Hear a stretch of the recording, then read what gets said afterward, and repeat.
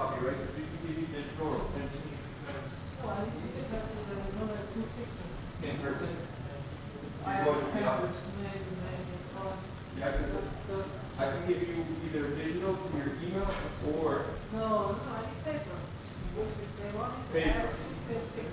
Okay, got it. All right. It looks like we're live.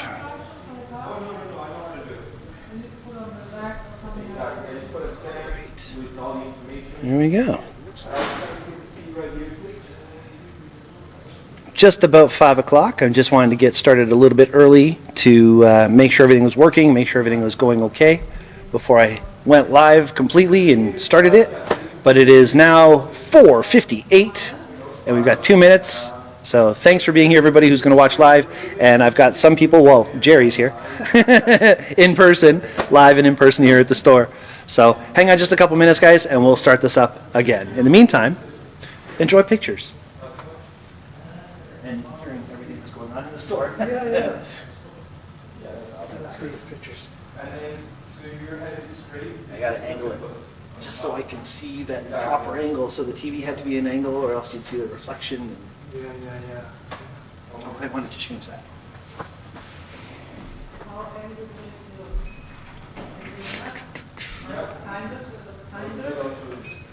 What makes those lenses so expensive? Oh, that's a good question. 300 millimeter. Yeah, what makes lenses so expensive? Coatings, the quality of the elements inside. This is a 200 to 400. I'm going to talk about this one in a little bit.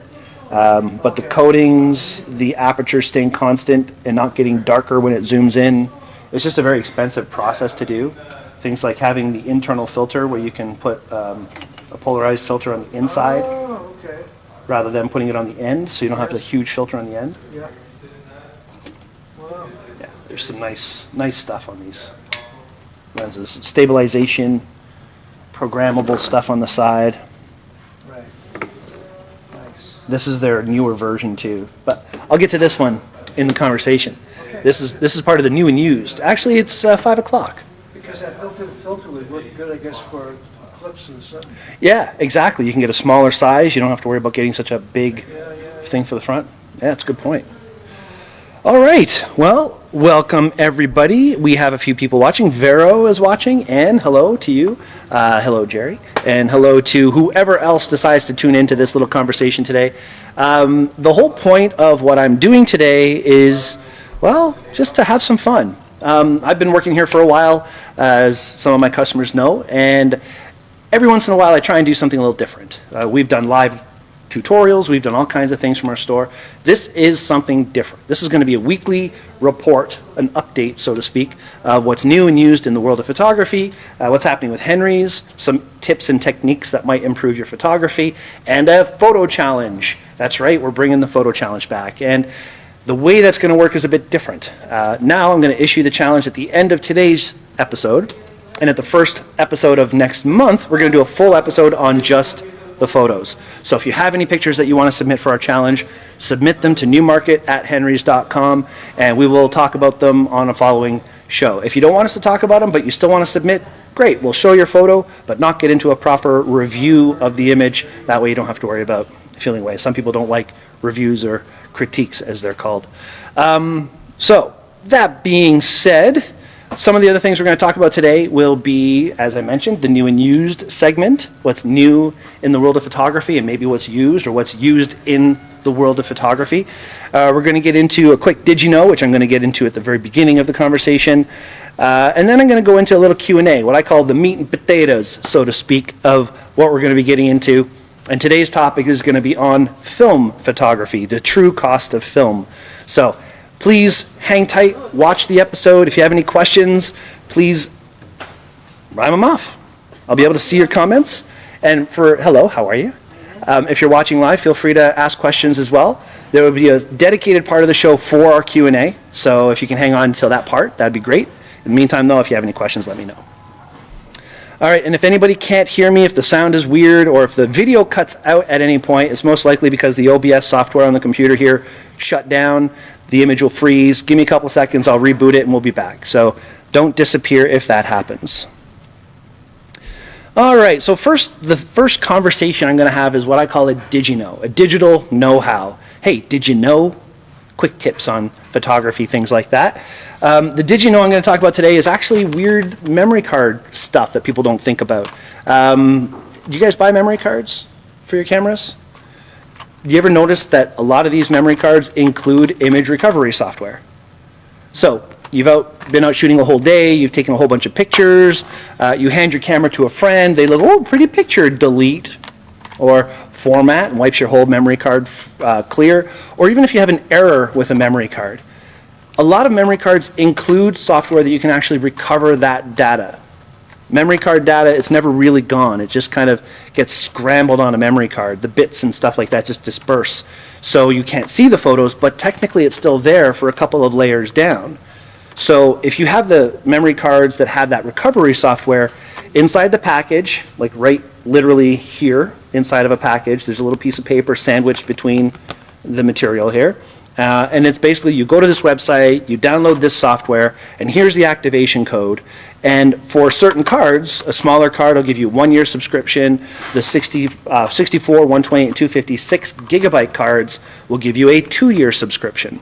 And the reason I'm mentioning all this is because 99% of the time when somebody buys the memory card, they crack it open, they throw the package in the garbage, they keep the memory card, and life is good until you need to recover your stuff. That information is right in the package, so when you buy them, look inside, you can kind of see there's the little graphic right there for the image recovery right there, and that just means that you've got the software. It even says right on it, 2 years subscription. So keep that little piece of paper, put it in a drawer. If you ever need it, grab the paper, load it, activate it, and you'll have 2 years from that date that you can recover all of your photos. And you actually use that? We use it ourselves. We actually have it on the computer over there, so when customers have issues, we would use the same software to recover everything off your card. It does take time, especially the deep scan option.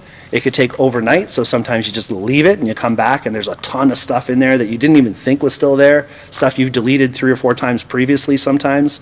So always a good idea to make sure that if you do get the memory cards that have that software included, SanDisk, Lexar, there's a few others as well. I always use the SanDisk cards just because they've never given me problems. They're better built and they're waterproof. These Extreme cards are awesome. But that software could literally be a lifesaver. So don't throw that away. And that's our DigiKnow. From there, we're going to get into what's new and used in the world of photography. There's been a really cool announcement from Nikon. There's been actually a lot of really cool announcements. Nikon has purchased Red, a high-end video company, which is something I was going to talk about. But instead, what I'm going to do is I'm going to talk about the new lens that they just talked about. They have the new Z mount cameras. This is a Z8 right here with a 24-70. But they've just announced a 28 to 400 millimeter all-in-one lens for the Z mount. In the past, they've had 18 to 200s, 18 to 300s, 28 to 300s. This is the first time they've had a 28 to 400. That's not what this is. I don't have one here yet. We're still taking pre-orders for it, but it's really exciting. It's going to be about $1,700, and for an all-in-one lens, the new Z mount system, it's a lot of money, but it's reasonably priced compared to other all-in-one lenses of its caliber. It's not going to be a super bright aperture, and it's not their S line, which is their high-end line, but it's still a great option for people that want to travel, have one lens to zoom far, shoot wide, do whatever you want to do. So I'm really looking forward to getting those in stores and having people finally get to see those. I don't even know how physically big they are yet, but I'm anxious to find out. Another really cool lens that they did announce is a 600 millimeter Z lens. It's a mere $6,500, and we should all get 2 of them. But that's a fixed f 6.3 aperture, fixed because it's a prime lens. But that's another option for wildlife photographers looking to zoom really far and have high quality optics. Speaking of high quality optics, we're going to get into the used part of our conversation. Now, by the way, used isn't always going to be a used product. It just so happens we have a sweet used product in our store that I want to talk about. Used could be, what do photographers use? You know, what is new and what is actually used for photography. So this segment will be in flux. It'll change from what I talk about over the next coming shows. But this show, we're going to talk about this guy right here. This is the used Nikon 200-400. The reason I wanted to talk about it is we don't usually have these lenses in stores. This one here is a lens that we have used. It came in through our used department, and as soon as I saw it, I thought, get out of here. I can't believe we actually have this in our store. Nikon came here a while back when this was introduced, and the rep brought a sample model for us to look at. It was so expensive, I didn't even want to touch it. Like I kept my distance looking at this thing. Beautiful quality lens, really, really sharp. Jerry asked the question, why are these things so expensive? This is a used lens. It's selling for $4,000. It's not a cheap lens. And even at used, it's still $4,000. The reason is because the elements that they use, the glass materials they use are super high quality, very well coated. And the lens, when you zoom in and out, will not get darker. That's an extremely process to make a lens where the back elements will open and close and the front ones will open and close and balance the light as they move in and out. Usually lenses get darker when they zoom in. They let less light in. It's like if you hold a paper towel roll and a toilet paper roll up to your eyes, the longer one will look darker, right? Usually when the lenses get longer, they let in less light. It's more expensive to not make that happen. That's why this is so expensive. Plus it's got the nano-coated crystal glass, so it gets rid of chromatic aberration and flare and makes your color nice and rich. Hardens the glass too, so it's a little more scratch resistant. Mentioned with Jerry, I don't know if people were listening earlier, it has the little built-in filter in the lens. So for folks looking, you made the really good example of taking pictures of the solar eclipse. You can get a 52 millimeter filter put inside the lens rather than having to get a massive filter that wouldn't even attach to a lens like this. So really handy having that internal for polarization, for neutral density, or even for a solar filter if you have those. All right. If there's any questions about those, please feel free to let us know. Oh, Juan's watching. Juan says it's great for wildlife. Absolutely. Pricey equipment, but quality, sharp lenses. You know what? I can't really overstate that comment. I've taken a lot of moon pictures. Jerry, you've probably seen some of my moon pictures. Some of them are okay, but I've never really taken one that's just been like, holy cow, this thing's incredible. I used the really expensive 600 mil prime with the same kind of technology and quality of this guy. Night and day. There's no white fringe around the moon. The details are really sharp. There's no chromatic aberration, which is a blue fringing that can show around a moon when you take a picture with a poor lens. Coatings and good quality glass makes a huge difference. So if anybody's looking for a really nice 200 to 400 millimeter range, this guy, something I would highly consider. All right, let's get to the meat and potatoes of our conversation. We're moving along pretty quick today. It's a half-hour show. I'm trying to make it flow, so to speak. The true cost of film. Do you guys shoot film? No, I don't either. I've never been a fan. And the reason is because when I was younger, film was your only option, right? And when you're shooting with a film camera, there's no room for error. You have to do it right in camera. The problem is most cameras people are using these days are disposable cameras or those small little APS advanced systems little cameras that are just like click. There's a guy that used film. Ansel Adams is the man. Absolutely. If you're talking about film, the difference is Ansel Adams set up an 8x10 plate camera where he would take the time and choose the aperture and choose the shutter speed based on the mood he was trying to create with his images and the story he was trying to tell. When you just use a disposable camera or those little cameras that have no manual controls, you're just going click, which is fine. You can compose a great image, you can make art, you can have a great time doing it, but you're not getting the full benefit from using film. So, here's some things to think about. When I first started working here, film was nothing. We didn't really do any. We had a whole fridge set up. We had lots of film here because it had been popular, but it totally died off. It wasn't until COVID hit that it actually started really coming back. And it came back like crazy. We go through a full bin of photo finishing, I'd say every week. A full bin. I'm talking a couple hundred photo finishing things that we have to go through. People are bringing in a dozen at a time. It's awesome. Keep doing it, people. Thank you very much, because our photo lab loves it. We enjoy doing it, and seeing the experience that people have when they pick up their film is always fun. But the problem is we're doing disposable cameras. We're doing cameras where people aren't thinking about the images, so they're just getting back, you know, what they get back. Maybe it's not the best. Maybe it is. That's up to them. But there's a lot of plastic waste.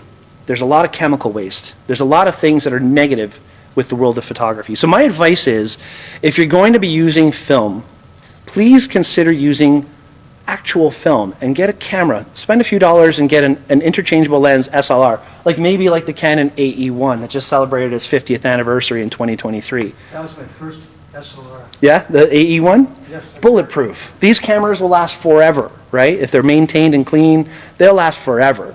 So by all means, grab one of those. You can probably pick them up for $150 these days at a pawn shop or somewhere, or even go onto Facebook Marketplace. Find one of those. And this is why I'm going to suggest that. I did some math. All right, so, oh, by the way, before I get to the math, I should remind people, Henry's Photo Lab is using Fuji Labs. Fuji is in the States.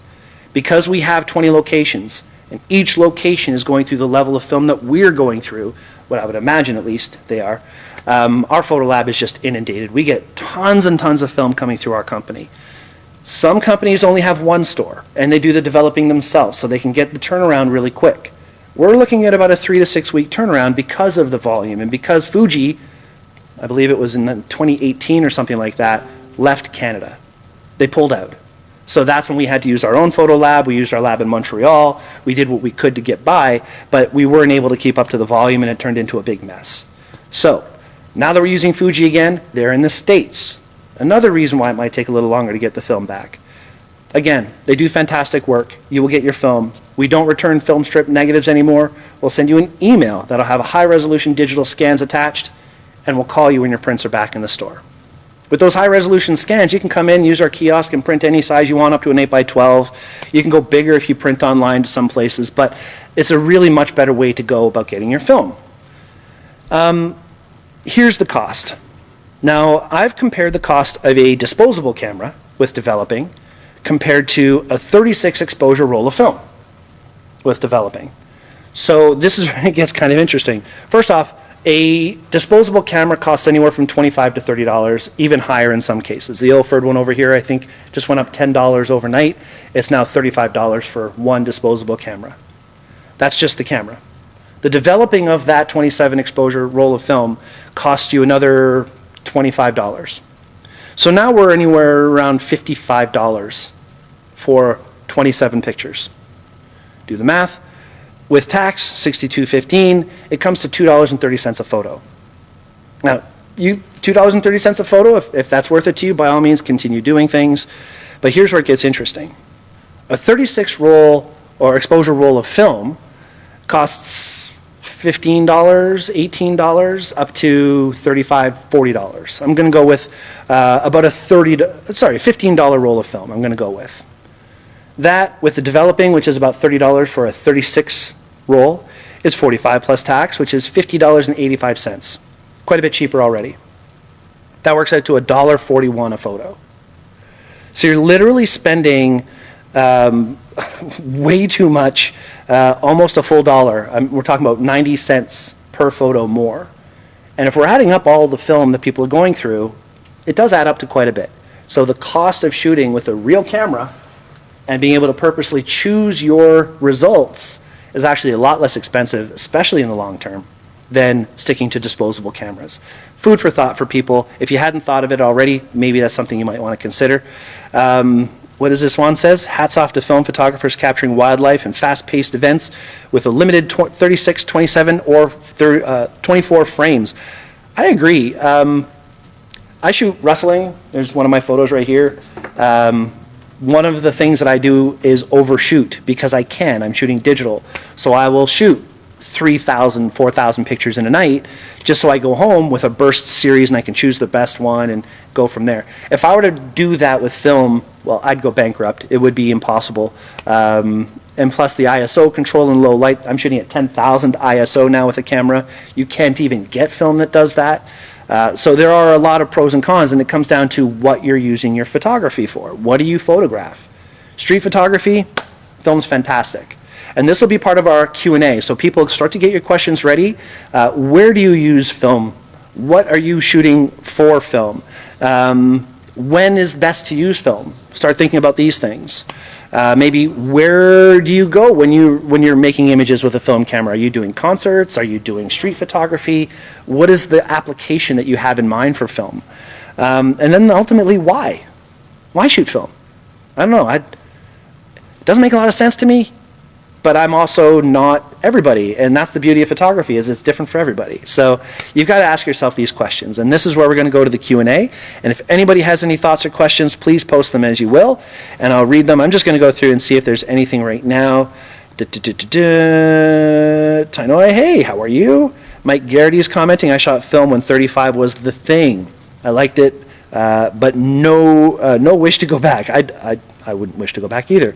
Also, film versus digital now. Film is money, big money. I don't mind it. As a business, thank you very much. It's all high margin money, right? So it helps us for sure. Would I do it? That's a whole different thing. Mike also says, as you know, we shoot digital and we are post-processing in an hour, with film a week, and I might see the photos. Yeah, that's true. There are some places that still can process film much quicker. You're not going to get the 1 hour photo finishing that we used to be able to get back in the day, so it will take time. Mike Drukarsh is watching. Good day, sir. My uncle was a pro photographer in the 80s, loved going into his darkroom to watch him developing his film. It was very cool, but also very time consuming. I'll stick to my mirrorless camera. Yeah, I'd stick to your mirrorless camera too, by the way.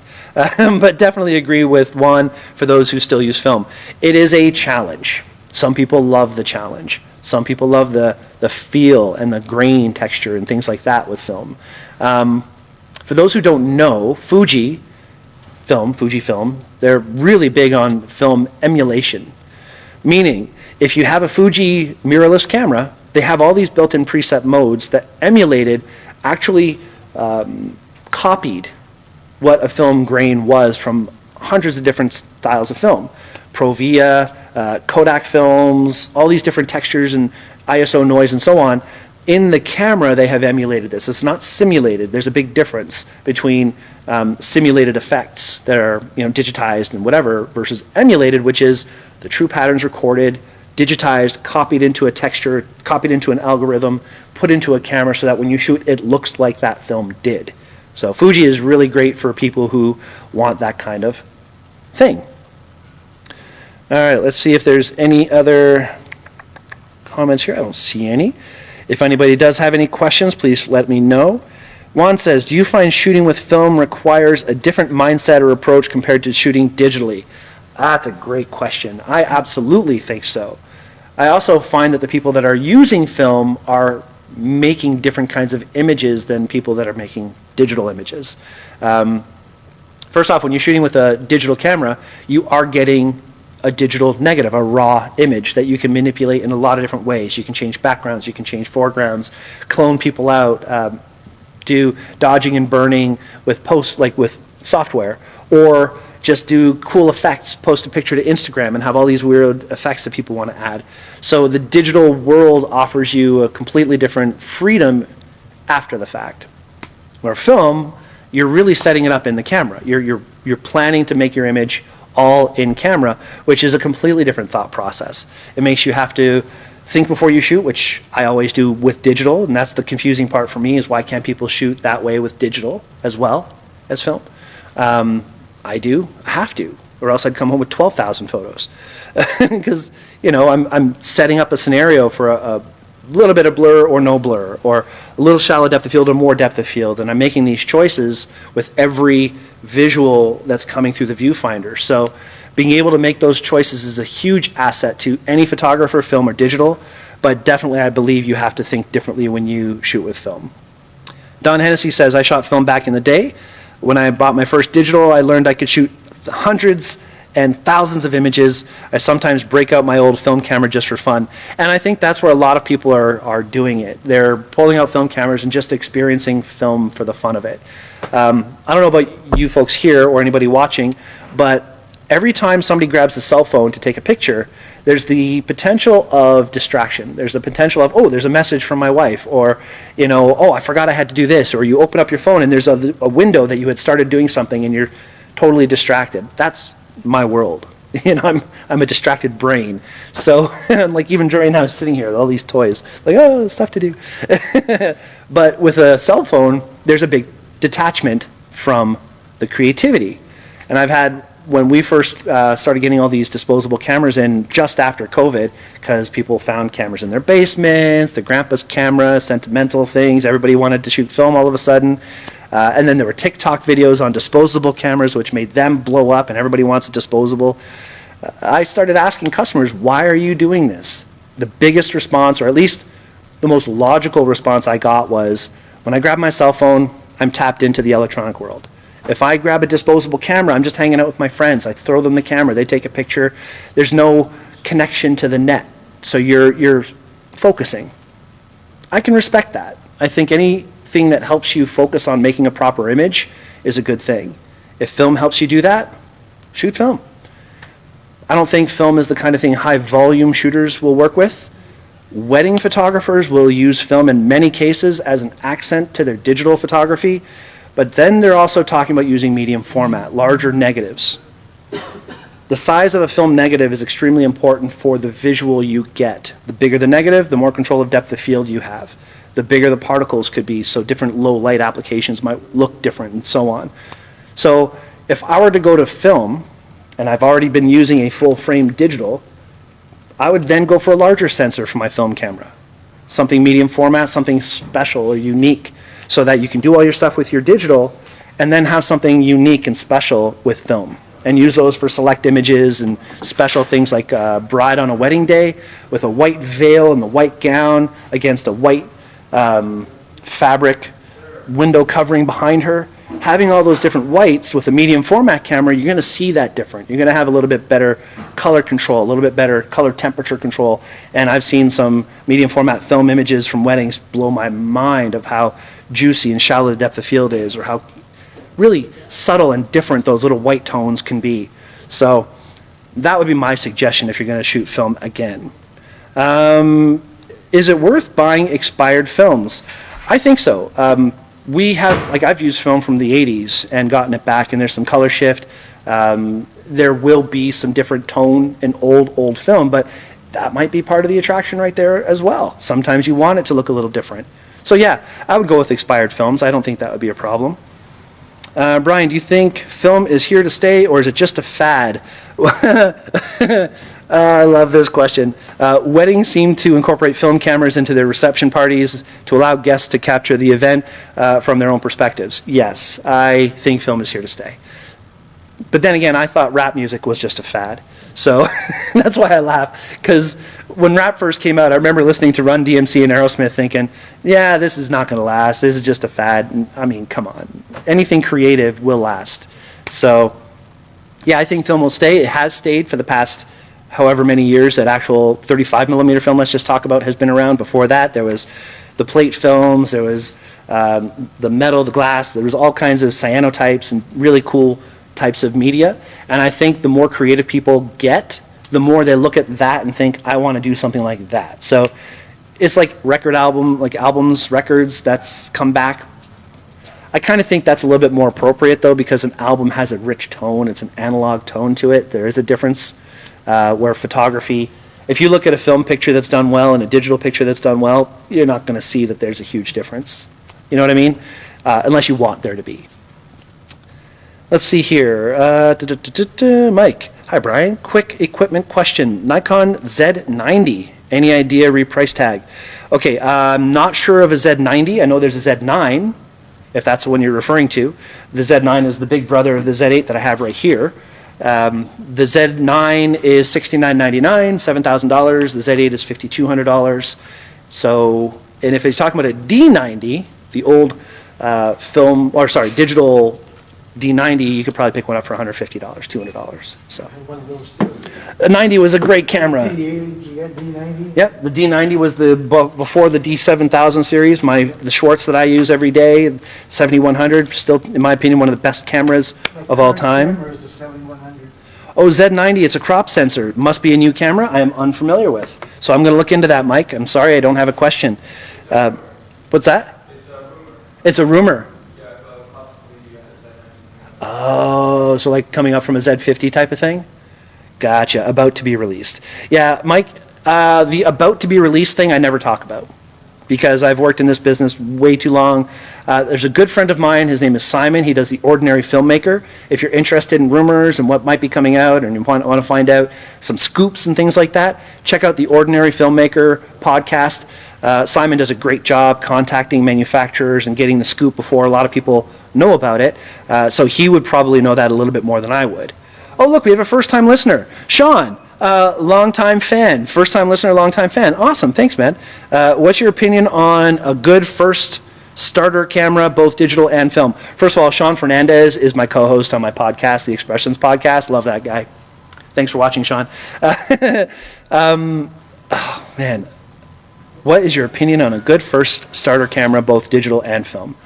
Honestly, for film, I think AE1. Like I say, they're built like a tank. They're workhorses. Anything like an A1, AE1, Pentax K1000, any of those standard SLR film cameras that have the metal bodies that would just literally take a bullet for you, they're all equal in my opinion. I think Canon's a solid lineup because of the lens selection that you have compared to the Pentax, which might be a little bit different market share.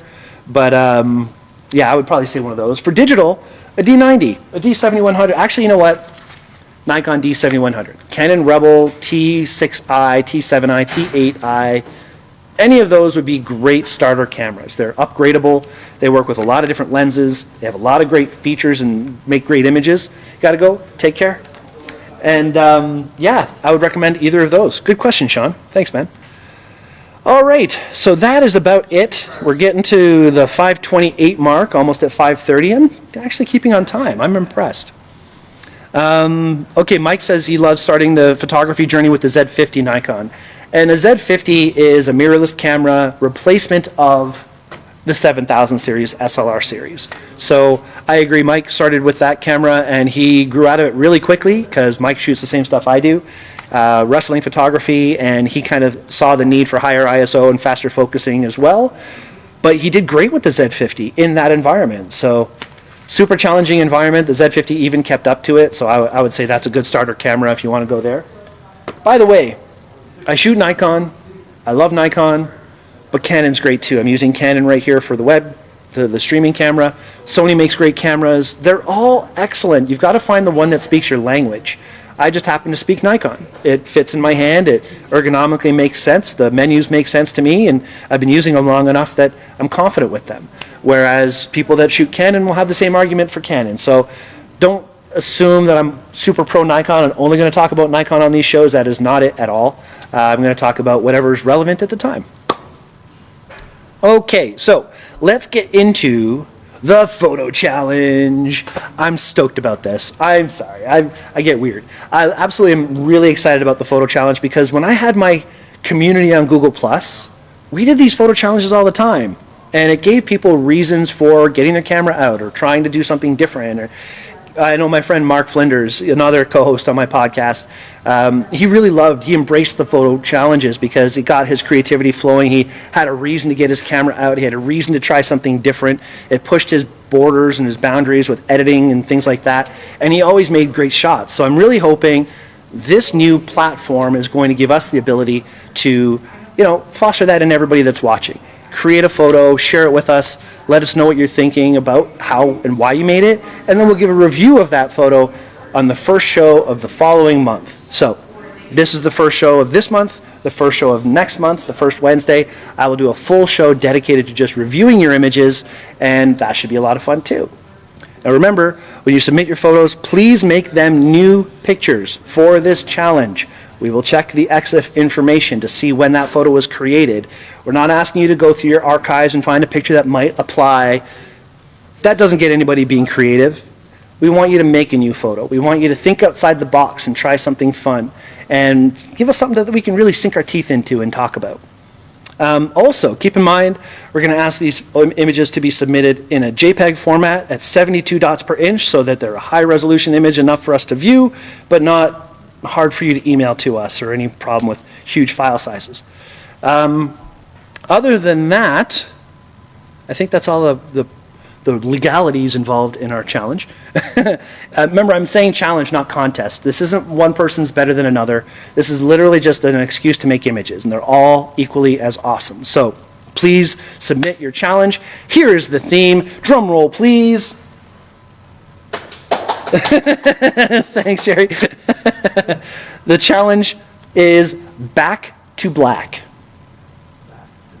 Back to black. Interpret it any way you want. It could be a lot of fun. You could have an amazing image. Who knows what it's going to look like? I can't wait to see what people do. I really, really hope people take advantage. Oh, we got a few comments. Juan says the Z50 is a great camera. I agree. Recognize all those characters in the zombie walk behind you. I know, right? The zombie walk. These are, by the way, these are all photos that I've made in all different situations. I love the zombie walk, wrestling photos. These are pictures taken at the auto show when I had the wrong equipment. I had all slow shutter speed equipment, so I ended up doing zoom blur with the little pop-up flash. Actually, I had this camera, so I used the pop-up flash. I had my 10-24 zoom lens, dark aperture, usually not great for taking to a car show. And with a slow shutter, I took the picture and zoomed while taking it. The flash fired, and it creates sharpness and motion blur, and it was just a lot of fun. So yeah, these are all just fun pictures that I've taken over the years. And that's close to about it for us. Back to black is the photo challenge. Am I missing any comments? I don't think so. Cool. All right. Well, thank you everybody who's watched today. I really appreciate you taking the time to be here. I'm going to try and keep these shows very short, again, about a half an hour long. We're just about there. So in closing, I just want to remind everybody that I try and watch my words when I'm doing these, and I try and represent Henry's properly. But if there's anything that you heard on our show or anything that happens during these podcasts that you're happy or unhappy with, let us know. We're all accountable for what we do. I'm kind of representing Henry's here, so I don't want to do that poorly. I'd love to hear your feedback on these little shows, and it can't be bad. Improvement tips for improving the set. Maybe you've got some ideas for me. Maybe you've got some topics that you want me to talk about for the Q&A part of it. Thank you everybody who did contribute to the questions and brought up points. And thank you, Mike. Can't wait to play photo challenge. Oh yeah, where do we send the photos? Thank you, Vero. Yes, you can send the photos to newmarket@henrys.com. Easy to remember, newmarket@henrys.com. Just put in the tag photo challenge and we'll do that. Mark was watching, Don, thank you, Tanoy, Mike Garrity, Vero, everybody who's watched. Jerry, thank you for being here. I'm happy to be here, Brian. Appreciate you, man. And if anybody has any other thoughts or questions, please let me know. My email here at the store is brian.weiss@henrys.com if you'd like to message me privately, newmarket@henrys.com. And if you want to give a message to head office, if you want to do a Google review or whatever, you can email info@henrys.com, and that'll get right downtown. All right, guys, thank you all so much for being here, and I will see you all next Wednesday at 5, unless you come into the store earlier, then I'll see you then. All right, bye.